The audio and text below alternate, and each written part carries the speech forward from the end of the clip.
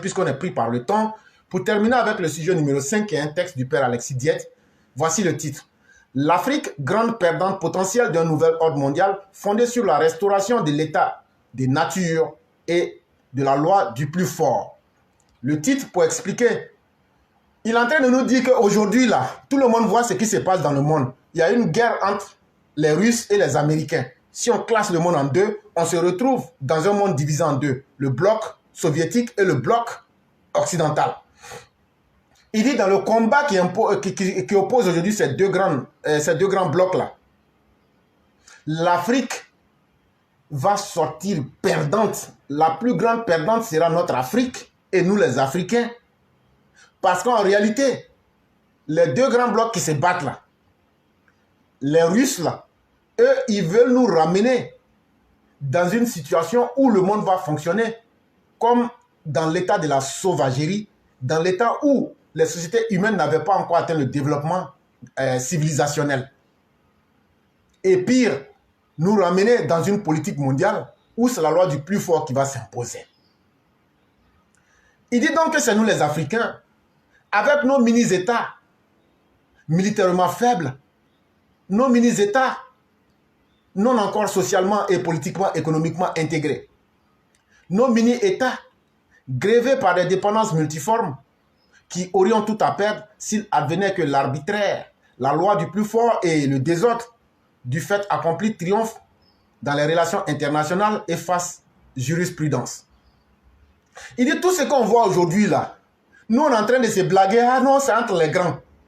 Mais entre les grands là, il y a un dedans là, c'est-à-dire la Russie.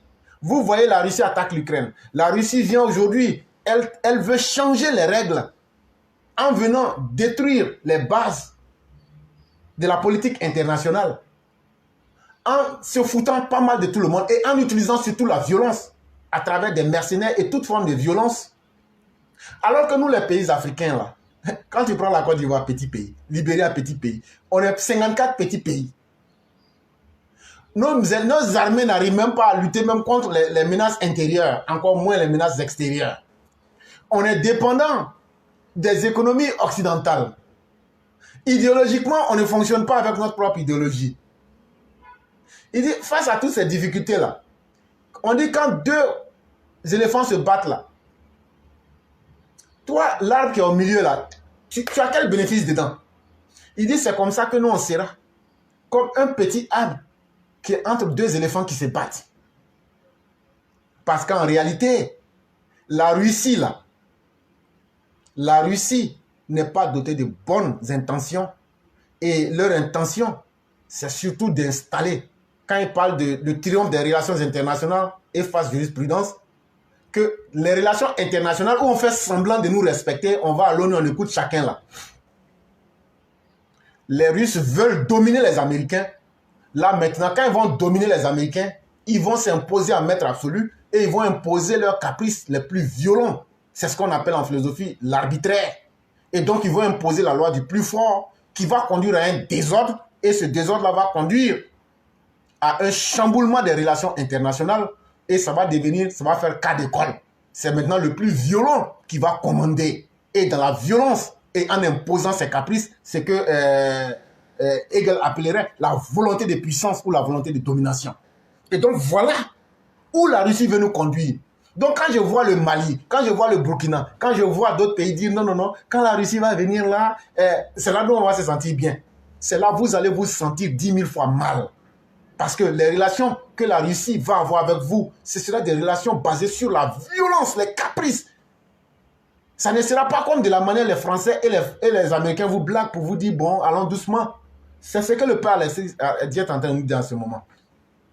Il dit donc, ceux qui croient, pardon, ce n'est pas un rééquilibrage des blocs au profit des États faibles du tiers-monde que tente d'inaugurer l'aventurisme colonialiste de Vladimir Poutine fondé sur la violence militaire, la brutalité, le piétinement des libertés, l'inhumanité, la barbarie, le mensonge et la désinformation.